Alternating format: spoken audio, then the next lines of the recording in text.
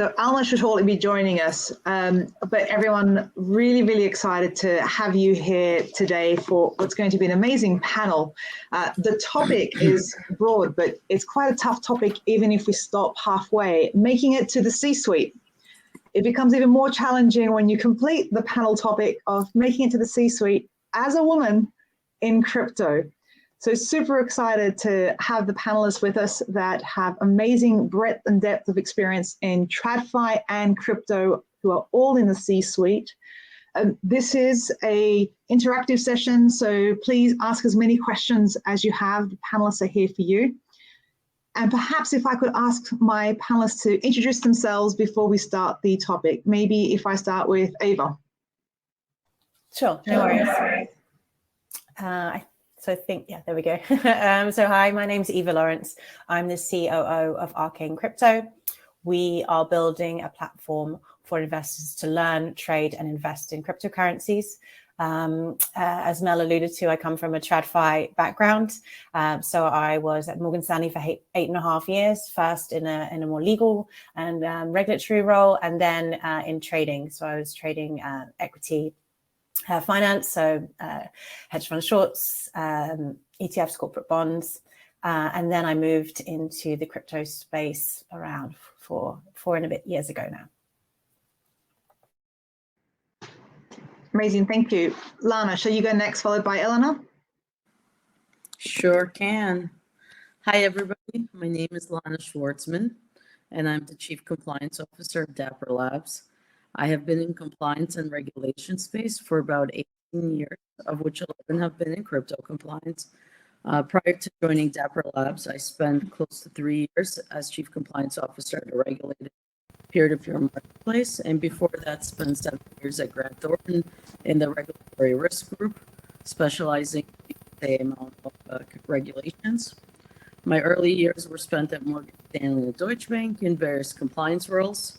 And on a personal note, I'm a wife and a mom of 2 wonderful kids who are what some might be familiar with to be known as my North Star metric.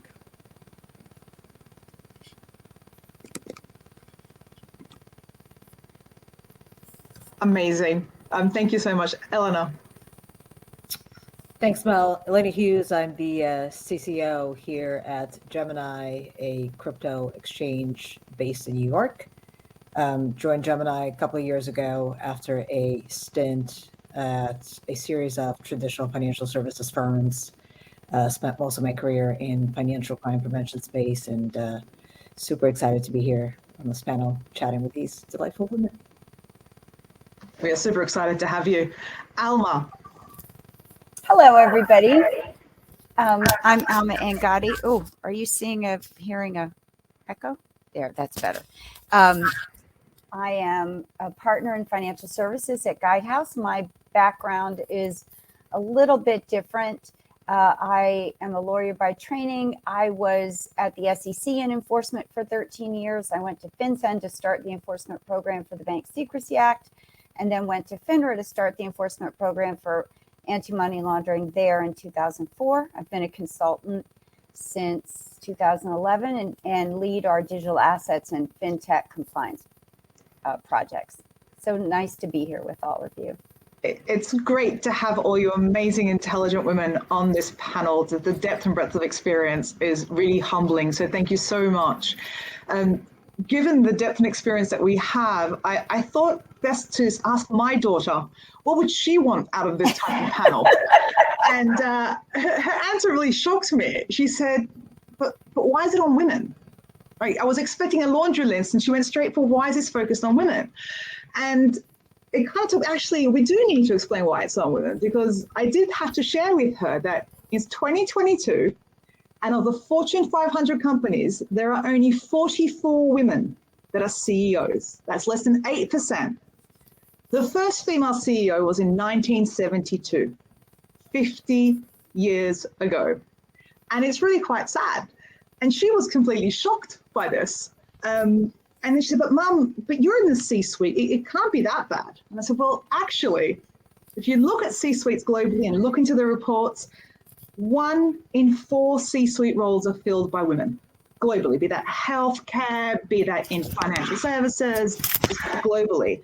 And it's 25%. And when you think about the people who make the purchases, the key decision makers, it's quite higher.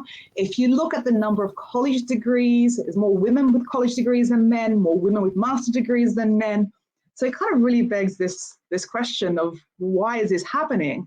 And I think when we were talking, she was really shocked by it. I was shocked as I was voicing it. And she was more surprised that when you actually look at reports from McKinsey, Harvard Business Review, some real great research from the top global headhunting firms like Heidricks and Struggles and Korn Ferry, having females in the C-suite makes business sense because it's proven that it adds share price value. You have greater P&L, so higher revenue, greater cost controls. You have higher levels of innovation in companies, and culture tends to be one where people want to stay. So it makes business sense. And yet we are still struggling with this concept and the challenges that women have making it to the C-suite. When you look at it from an industry perspective, finance is well below 25%. It's at 11%. When you look at it from tech, it's 18%. When you merge the two together and they give birth to crypto, it becomes a lot more shocking. So with that, I wanted to kind of really gauge from our fellow panelists, what are the challenges that you've come across as women making it up through the ranks in TradFi into crypto? And do you see any differences in the challenges between finance and crypto? So if I maybe go to Alma to begin with, I'd be keen to get your thoughts on that. Sure. So, and it will be interesting to hear, since the rest of the panel is a lot younger than I am, if their experience is at all different, either better or worse. But I think the biggest challenge we have, Mel, is that there is a double standard in behavior and how our behavior is judged. So you have to be... I read somewhere someone explain it as, if you don't behave in a way that people expect a woman to behave, you can be judged very harshly. Everything from negotiating a salary to giving negative feedback to speaking up at a meeting. And, you know, a guy can be grumpy and harsh, and he's just being tough, and we're being mean. And so you have to walk and we all have probably accomplished it beautifully, of walking that thin line between being tough and decisive and making decisions, but in a way that you don't hurt people's feelings. And again, the message of what you're saying is lost because people are judging the delivery. So at least that's been my experience all the way along. Both in a law firm in the 80s, which that was like Mad Men, up through, you know, enforcement agencies, which are very male dominated, and up through dealing with clients today. That's quite interesting, the number of kind of different industries that you've experienced that from. And Ava, I saw you kind of nodding away quite a bit when Alma was saying that. I'll be keen to get your thoughts of if that resonated with your background, and then also if it's better or worse in crypto, given it's a young industry of 10 years. Yeah, no, it definitely resonated with me. I think that, you know, we definitely have more hoops to jump through, and there's certain expectations, whether they're kind of conscious or not, that are placed upon us. You know, whether it's speaking at meetings, as Alma was saying, or you know, just kind of getting a particular role in the first place, of how you're expected to act.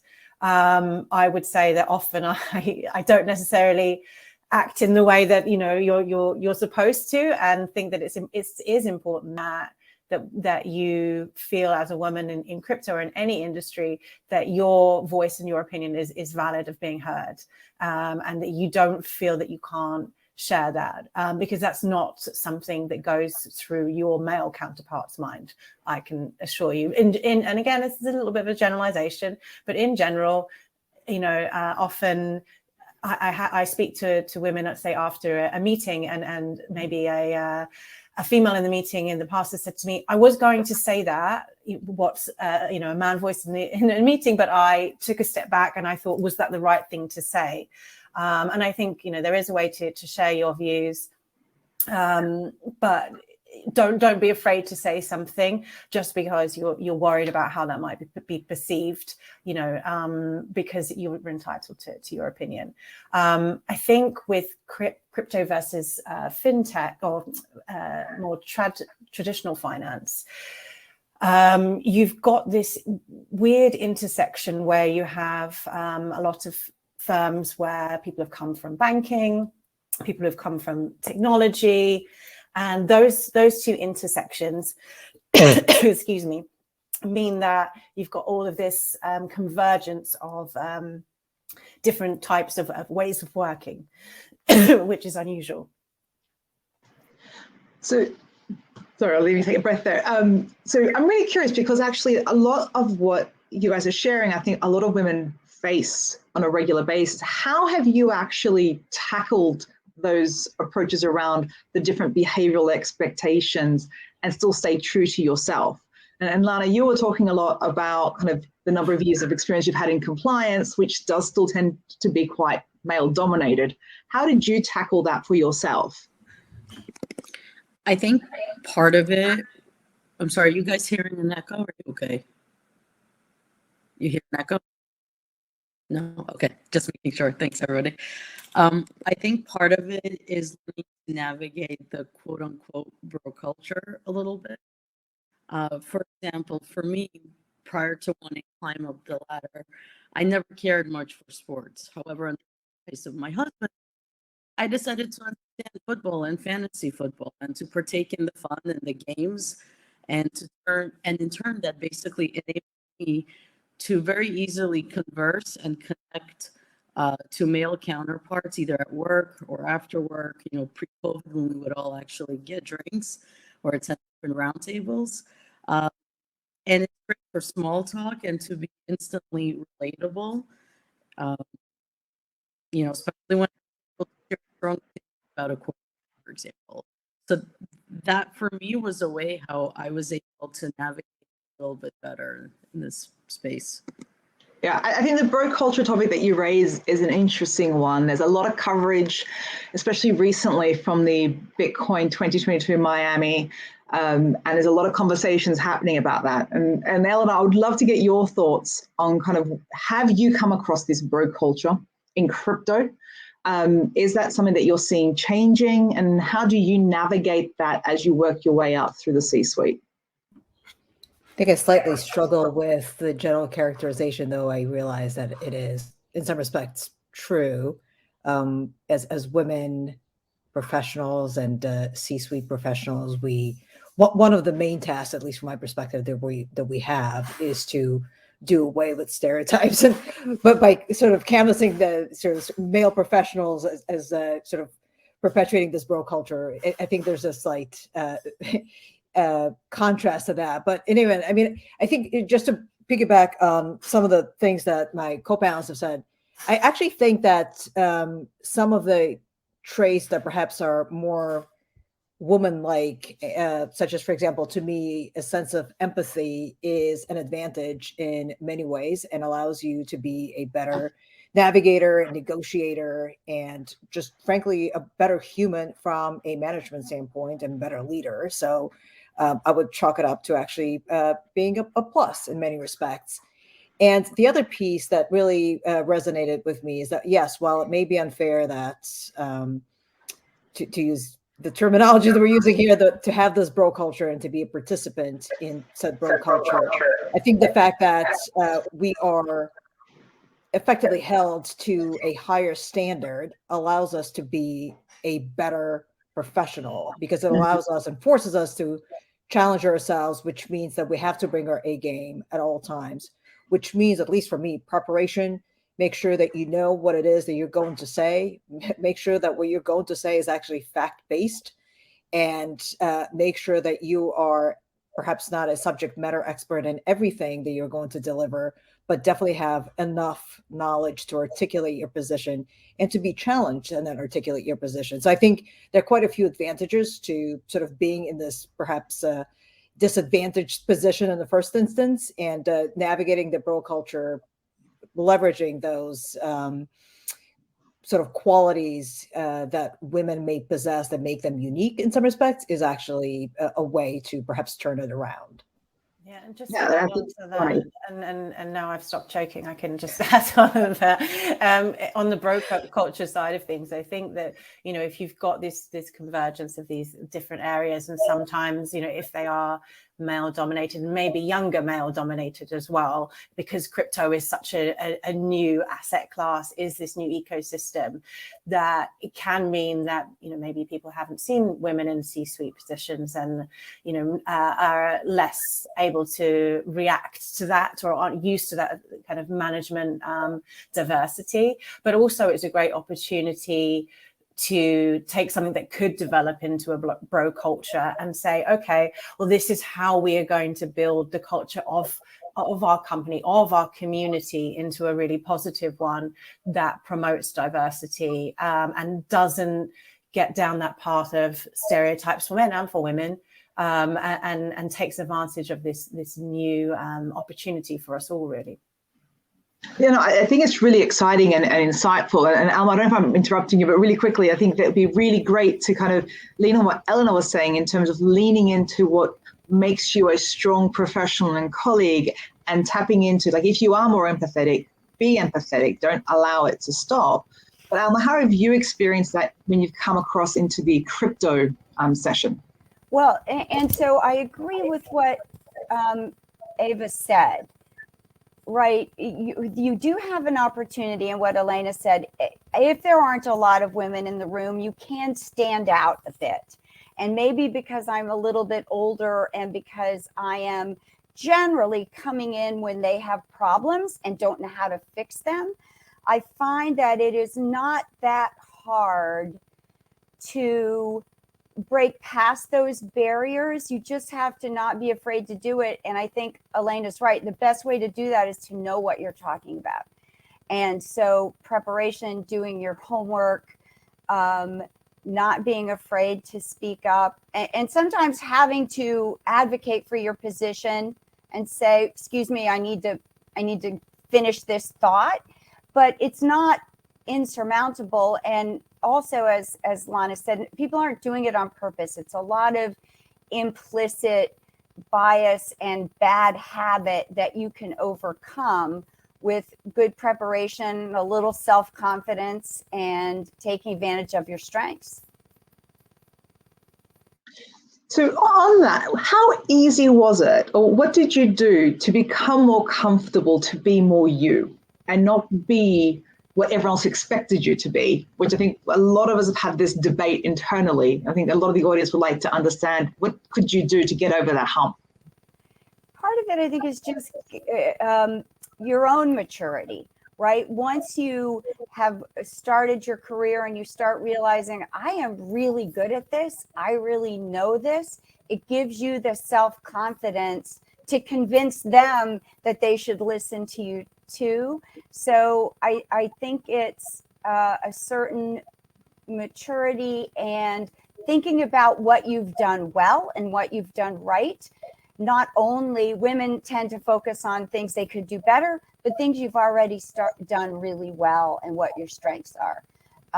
So that's kind of worked for me. Amazing, thank you. Lana and fellow panelists, reflections from you? I fully agree with Alma. It really is about just stopping the self-doubt and believing in yourself and knowing that you have the knowledge to do the work that's required of you to be in the leadership role and leading by example. And like Elena pointed out, you don't need to be a subject matter expert in everything. Just know the area that you're talking about, the points that you want to make. Those are great points.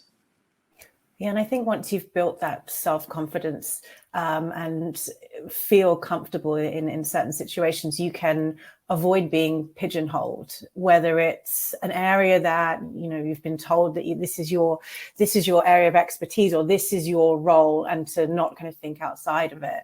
I think the main thing of making the leap to the next step has always been ask questions, talk about what you don't know, and say, this is an area I'm interested in learning. And often with women, the temptation can be just to want to become an expertise in one particular area. But I'd say always ask questions, always look to learn, and look how you can grow into that next phase, whether it's learning about a new topic or whether it's developing management skills, and always look to the next step, and not just feel like you only have this particular role and you can't step outside of that. Yeah, raise your hand. Nobody knows that you're interested in something unless you're going to put yourself out there. And putting yourself out there does not mean that you always have to bang the table to ensure that yours is the chosen position. It may not be. And you definitely don't want to be that girl who cried wolf at all times and be considered making your position or your presence less impactful going forward. So really try to be thoughtful, and sometimes just sit there and listen and absorb, because yeah, to Eva's point, like, you're not going to be an expert in everything. And sometimes you just need to learn, and that's fine too, because that will be in furtherance of making you more impactful down the line.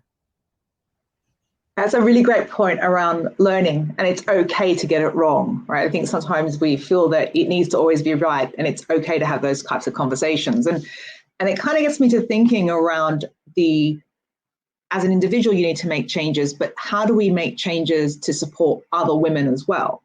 There was an article that Alma shared over the weekend around Sheryl Sandberg, which was fantastic. And it got me thinking about mentoring and advocacy, and it really became a huge shock to me when I saw that for every executive female, for every 100 mentees, they only mentee 23 women. And I guess my question to the panel is, what are your thoughts around, as a C-suite, how do you mentor or advocate for other women? And what impact have you seen through the actions you've taken in the crypto space? I'm sure, Alma, if you want to take the first. Yeah, I'm happy to start. So what I try to do with my team, men and women, is really look for people with potential, and look for those women who aren't quite confident enough to advocate for themselves yet, but who you can tell are really always prepared, know what they're talking about, good writers, good with the client, but may not have the visibility, and give them the opportunity, because it's what we were talking about in the prep session. The difference between mentoring, which is giving advice, and sponsoring, which is giving people opportunity to really shine and get those wins that give you the self-confidence for the next project. I also give a lot of feedback that people don't want to hear. And sometimes I do it in the middle of meetings and presentations on text, like, you're saying sort of too much. Just say what you think, you know this stuff, or you're taking too long on these points. Kind of that they probably think, immediate feedback at the time when you can really see, oh yes, I'm not being direct, I need to be direct, or whatever the feedback is. And it sounds also very pragmatic and grounded, right? I think that's the key, is that it's about providing that information someone can really use, and it's tangible. And at the same time, I would say that the mentee has to be very open to accepting it. And they usually are, right? They usually are. And sometimes it is the little things that gets you noticed. And you raise an interesting point about advocacy. I'd be keen to hear from our fellow panelists around advocacy and what your view of advocacy is, and how does this work within the crypto space, and what have you done for that? I think crypto is a unique beast, but I totally agree with Alma. I mean, the key fundamentals are identify talent, regardless of where that talent is. And frankly, don't just look at your level and up. Obviously, in our case, it's a little tricky, but make sure that you really get to know your organization or folks within your organization more holistically, so that you have more of a 360 view on the upcoming talent. And then sponsoring is key.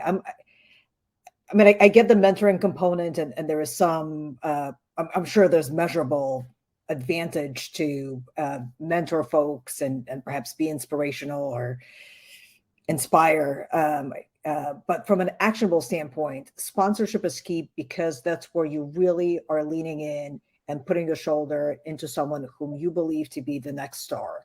And you're not going to do so just for everyone. And you really want to make sure that the person whom you're sponsoring, whom you're promoting within the organization is shining through. And feedback, to Alma's point, is key. It has to be actionable. It has to be as real time as practicable. Sometimes nuances sort of kick in, but really make sure that folks are rising, that you are sponsoring, because my perception still is that from a once you get to the top, there's a little bit of reluctance for women to sponsor other women, because I think there may be a sentiment of cannibalism that kicks in, and that to the extent you're going to introduce another female into the ranks, that perhaps your star will be diluted somehow. But ultimately, we'll all benefit, and whether you're sponsoring a woman, you're sponsoring a man, or sponsoring whomever it is that they identify themselves as, you are identifying talent. And if that talent shines through, it really is a reflection on you as a professional and as a leader and as an executive to be able to grow that talent pool.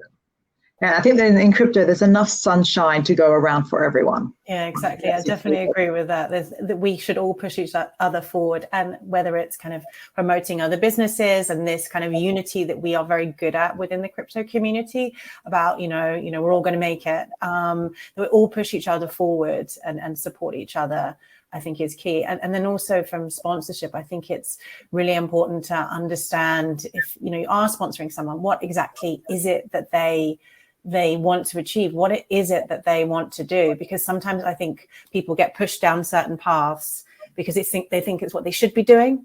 And then when you speak to someone, you say, well, do you like doing this? Is this what you're interested in? And they say, well, no, but that's the route I thought I should have taken.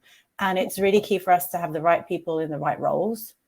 And so I think that comes around focusing on how you can support people to get where they want to be and where they'll be happiest and where they'll be most productive, rather than where they think they should be going.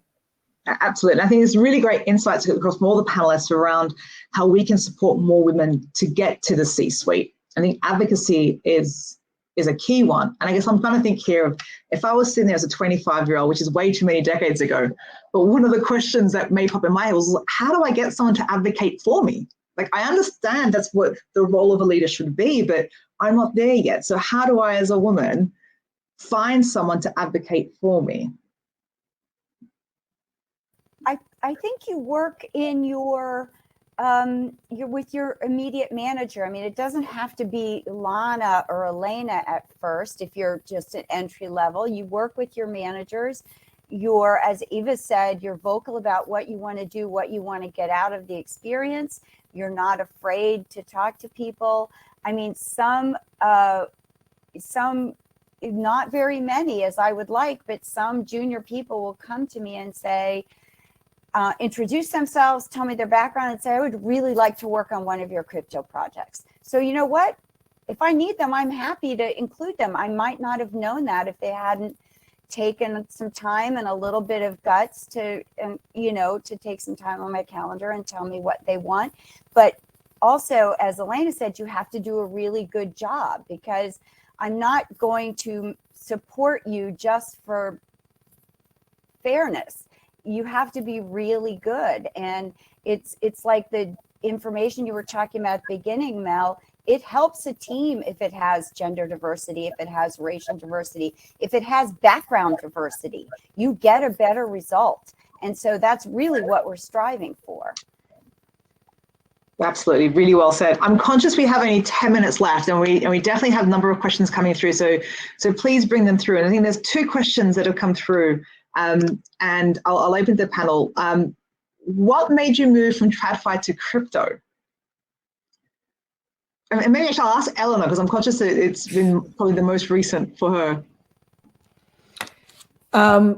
It was a very organic move for me, I think, for those of us in the financial crime space, financial crime prevention space, I should say, just in case. Financial crime prevention space, we oftentimes operate in the gray. And so it is an exciting bevy of issues that come across that we deal with in the ordinary course and dealt with at a traditional financial institution. And to me, crypto was an extension of that. I know it sounds almost silly, but Gemini is a regulated financial institution. So in many ways, we're subject to the same regulatory confines or frameworks, I should say, as a traditional financial services firm.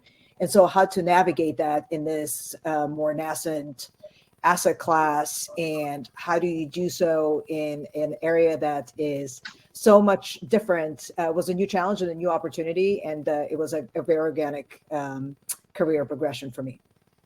And in hindsight, do you feel it was the right move for you? I think so. I mean, my view is, and it's nothing earth-shattering. I mean, folks are the shepherds of their own career, and you need to take risks in your career, in life in general, because otherwise you never append the status quo. And it was absolutely the right move for me. It was the right sort of, from a career trajectory perspective, the right step in the process to take on this challenge. And I'm looking forward to sort of incorporating all of these various vectors that I've amassed, both in TradFi and in the crypto space, and continue to advocate for the industry, continue to advocate for the crypto space, and really hoping to share my talents, trying not to sound too aggrandizing, but sort of all of these tools that I've amassed in my toolkit in furtherance of other greater things. It's an amazing toolkit. You shouldn't be afraid to aggrandize. I was trying to lead to it without actually stating it. Yeah. I'm just teasing you, Elena. Alma, what are your thoughts in terms of your move into crypto? What made you make it? Yeah. Oh, it just seemed fun. Like Elena, it was just different enough to be exciting, but not so different that I was completely starting from scratch. And frankly, I like working with a lot of the younger men and women in the startups that I've worked with, because there's so much enthusiasm and openness to trying new things, and sometimes a hard road to learn compliance restrictions on what they want to do and what they want to invent. But it just seemed like a lot of fun, and it's turned out to be that. There's definitely a common word I think I keep hearing amongst a lot of us that move from traditional finance into crypto is fun and making a difference. So maybe I'm going to ask Ava and Lana a different question. Is the C-suite in crypto what you expected it to be? Yes and no, I think I would say. I think C-suite in general, whether it's crypto or not, you have to recognize that it's not suddenly you're given it some title and everything in the world changes and you're looked at differently. You still face a lot of the same challenges in the workplace, C-suite or not, male or female or not. There are still challenges. There are still kind of office politics. There's still navigating relationships, internal, external. All of that still exists. Whether you're C-suite or not. I would say that what I was expecting in crypto, it is a challenging environment. And that's one of the reasons that it appealed to me, right? This is something that's new. This is full of innovation, which means it's also going to be challenges. And that is reflected in the C-suite also. But I think that with that comes great opportunity. And from that perspective, it is what I was expecting to see in the C-suite role. There is opportunity to really grow into the role, to develop a role, and from that perspective, it has been something that I had envisioned. Eva made some great points. Fully, I agree with those. I think for me, the quote that would best explain it is, with great power comes great responsibility. I see a lot of that nuts. Yeah. So that's how I would sum it up. It's been challenging, rewarding. It's been fantastic to mentor and sponsor women along the way in teams that I've built. But also been challenging to think through all of the different aspects of a compliance program, let's say when we're on the hot seat. But at the end of the day, it's all been fun. It's fun, and I love it. It's amazing. And I think it's quite sad that we've only got a few minutes left in our panel, because I know that we can all spend a lot more time discussing kind of the challenges and how we would kind of do things better and how we advocate and mentor more. I want to say firstly a really big thank you to all of you, because the experience that you bring to the table is phenomenal. You are all of you trailblazers in crypto. For everyone in the audience, please do reach out to the panelists on LinkedIn. If you have questions, I'm sure they will take that and really take the message they have, which is put yourself out there, ask the question. So put that into practice straight away. I think it's a big thing for women to advocate more women, especially in crypto. And I wanted to, maybe as we start wrapping up, is ask each of the panelists. Each of us have their own story. We have our own journey to the C-suite and staying at the C-suite. If there's one guiding principle or a word that you have kept throughout the years as you made your ascension in any area, what would it be that you could share with our audience that they can reflect on, that they can keep as their true north? I was going to say humor, but I have to keep your sense of humor. But Mel, I'm sorry to derail your line of questioning. There's a great question in the chat, and I think it may be beneficial for us to tackle it. It's from Senna. And she's asking, if you have a manager who's not very interested in their people's career growth or professional development, what do you recommend in order to find a sponsor who can say your name in rooms you're not in? So, I would like to start, and maybe I think it would be interesting to get other folks' feedback. First of all, you don't go out looking for a sponsor, right? The sponsorship opportunity sort of comes about by virtue of your efforts and your professionalism and your contributions to whatever it is that you're doing in your professional capacity. I think just because your manager may not be interested in you or your career, I should say, does not mean it's a death sentence. And it really is important to ensure that you're influential in any task that you perform, no matter how big or small, and to take opportunities, especially if you're working cross-functionally or with another department or with another team, to really show and bring your best, because you will get noticed and your skills will get noticed and your professionalism, your hard work will get noticed. So while your immediate manager may be a dud, longer term, you're building your network and you're building your opportunity for sponsorship. So I'll pause. Yeah, I would agree with that 100%. It's not like there's a sponsorship fairy out there that just drops sponsors into people's laps. Whether your manager supports you or not, that may not mean that they're acting as a sponsor on your behalf. And it's about, I think, understanding what maybe other groups are doing outside of your direct team, and understanding how what you are doing could perhaps help them.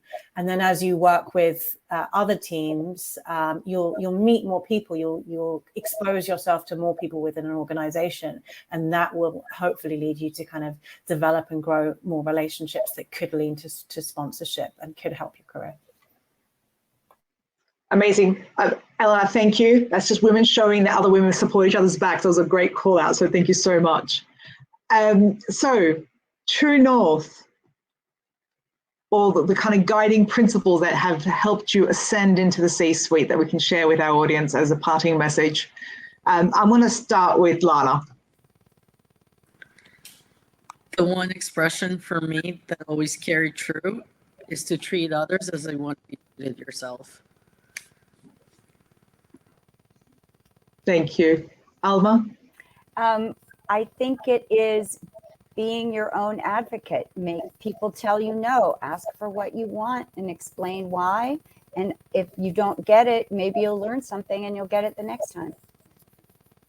Brilliant. Elena? Work your hardest. Don't cry in public. It's okay to cry just in private, and don't say sorry too much. Ava? all great pieces of advice. I'd say for me, act with integrity, whether it's integrity to kind of being true to what you want and your view and your true self, and then also the way you treat others.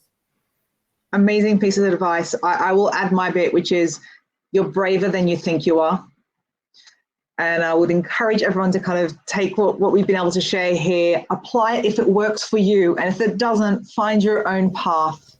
And if you have questions, please reach out. Thank you everyone for being on this amazing panel. I'm really humbled to have heard the stories. I really appreciate it.